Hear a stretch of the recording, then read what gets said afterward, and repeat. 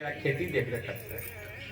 हरा भोला हरा शिवा जागा जागा महादेव भजन दुग होता है शुरुआत में। और मुश्किल से 25-30 आदमी वो लोग होंगे और 5-6 आदमी हम लोग थे। इतना बैठ कर शुरू किए।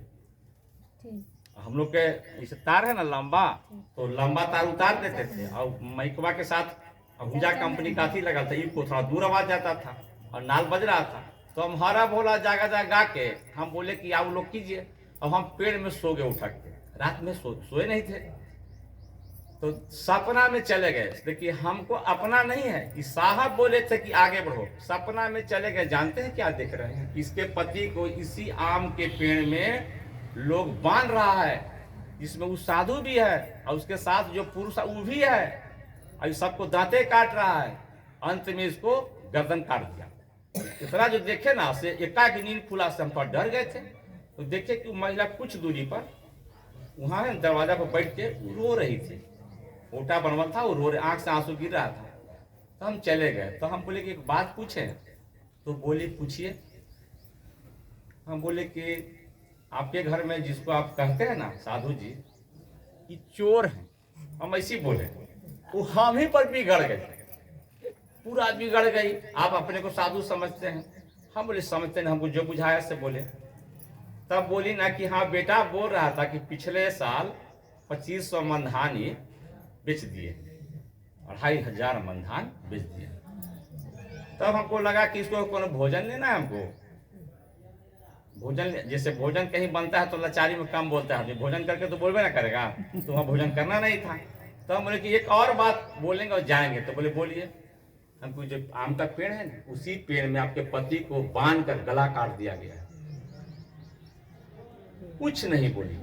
उस जमाना बड़ा मोबाइल नहीं था, छोटा मोबाइल था। अपना बेटा साकेत को फोन लगाया, उसका अमकापुर घड़ी चौक पर मकान था, कि बिहार से लोग आए, सही सही बता दी। उसका बेटा नास्तिक था, जैसे उसके पिताजी पूजा करते होंगे। जैसे आप शिव चर्चा में चल रहे हैं, अब घटना घटेगा ना तो आपके घर के आदमी शिव के प्रति विरोधी हो जाएंगे। नीलम दीदी का जाना, लवली दीदी का बाप रे बाप लगी के दम पटना में कि साहब को कह रहे थे कि आप मेरी माँ को अति मार दिए। तो भाई किसी घर में शिव की बात हो रहा है, कुछ घटना घटेगा तो ना हो जाता है। उसका बेटा बुलाया और 2 दिन 3 दिन शिव चर्चा में हम लोग को घुमाया। इसी में और कहानी कर देना है कि घुमाने से क्या फायदा हुआ। तो साहब बोले थे कि आगे बढ़ो। तो एक भोला भंडारी राइस मिल लिखा हुआ था, बहुत बड़ा बोर्ड लगा था। और हम लोग भजन गा रहे थे, हम ही गा रहे थे, पीठ लगा रहे शिव गुरु से, जिसका दिया है चोला जग वाले क्या देंगे। तो देखे ना कि भोला भंडारी ड्राइवर घुसा। तो ड्राइवर बोला क्या पिटवाइएगा? हम घुसा जरूर, इसका नाम भोला भंडारी तो जरूर महादेव से लगा होगा। और शाम को उपाय खोजते थे, कहाँ जाए, पैसा ही था। गाड़ी घुस गया तो आवाज से जैसे पानी डालिएगा चूहा निकलेगा, आवाज से मोटा सेट निकला, इतना मोटा था ना। तो हम उतर गए, कहा कि बाहर में गए हैं तो आप थोड़ा कम बोलिएगा तो आपको डांट देगा आदमी। उतर गए तो वो बोला मैंने कौन कौन मैंने कर रहा था। तो हम बोले हम महादेव का चेला है, मेरा शिव पूजन कुमार सिंह, मैं बिहार से हूँ, शिक्षक हूँ, और भगवान शिव गुरु है, इसी बात को कहने आए हैं। जानते हैं हमको बेचारा पकड़ लिया कस के, कहा कि ये इसी को तो खोज रहे थे। और जो आता है ठग के चला जाता है। उसके आप 35 स्टाफ था, अब 500 महादेव का चेला बना।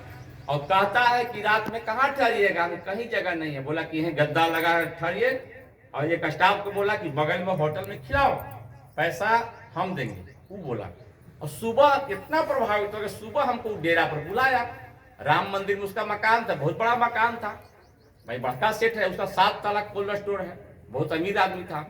सुबह सुबह गए, 9 बजे गए, गर्मी का दिन था। तो ना बोले कि रात में आदमी भाई गए हैं दिल्ली में नौकरी कर रहे तो ओवर टाइम नहीं खटिएगा तो पेट भरेगा।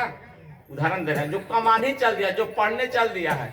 हम देख रहे हैं आजकल बच्चा लोग 2 बजे रात तक पढ़ता है, 3 बजे रात तक पढ़ता है कि नहीं पढ़ता है? उस समय चर्चा वो तो रतिये में, हाँ रतिये में शिव चर्चा होता था। तो हम गए ना, सोफा बढ़िया था और कूलर चल रहा था, एसी नहीं था, कूलर चल से हम सो गए। तो सो गए तो देख रहे घरवा में वो घूम रहा है लड़का। तो हमको कुछ देर में नींद खुला। तो हम पूछे कृष्णा भाई आपके घर में कोई घटना घटा है क्या? तो बोले कि नहीं। तो ऐसा क्या पूछ रहे हैं? हम बोले कि वो घर में लड़का घूम रहा है भैया आपके घर में। तो देखे ना उसके आंख से आंसू गिरने लगा, बेचारा रोने लगा। बोला कि पिछले साल मेरा घर में बेटा जो था सुसाइड कर लिया। तो हम इस बात को कह रहे हैं कि साहब बोले कि आगे बढ़ो, तो साहब ने कहा कि जाओ तुम अपने गुरु से दया मांगो। और दया मांगो किस लिए? तो महादेव के काम बढ़ाने के लिए महादेव से दया मांगिए। अब घर परिवार में ज्यादा दया मत मांगिए, आप लोग थोड़ा ठगाइएगा। अरे कितना दिन मांगिएगा? बगल में आप रहती हैं और रोज उनके घर से चावल मांगते हैं, तो एक दिन आपको एक दिन देने से भी आदमी कहता है ना कि नहीं देंगे, खाली आप मांगते। अच्छा कहता है कि नहीं? मन से कहे ना कहे, लेकिन एक दिन कहेगा कि कह दो हम घर में नहीं है। तो आप खाली महादेव से मांगते हैं और महादेव का काम नहीं करते हैं, तो महादेव नहीं जानते हैं। हम आदमी होकर जानते हैं, तो महादेव जानते हैं कि नहीं? क्यों काहे दया मांगता है? तो महादेव के काम बढ़ाने के लिए अगर महादेव से दया मांगा जाए तो मैं दावे के साथ कहता हूं कि आपका घर ऐसे ही ठीक रहेगा। बिना तो बोले कि बिना कमाए जी। अजगर करे ना चाकरी, पक्षी करे ना काम, दास मलुका कह गए सबके दाता राम। जब कमलाकांत के पास पैसा नहीं रहता था, नाव पर बैठते थे, तो माँ भगवती नाव चलाती थी। साहब बोले हैं कि मेरा बाल घुंघराला था, आसमान से परियां आती थी बाल झाड़ने के लिए। कई बार बोले हैं कि हमको रसगुल्ला खाने का मन होता था, कोई पहुंचा देता था।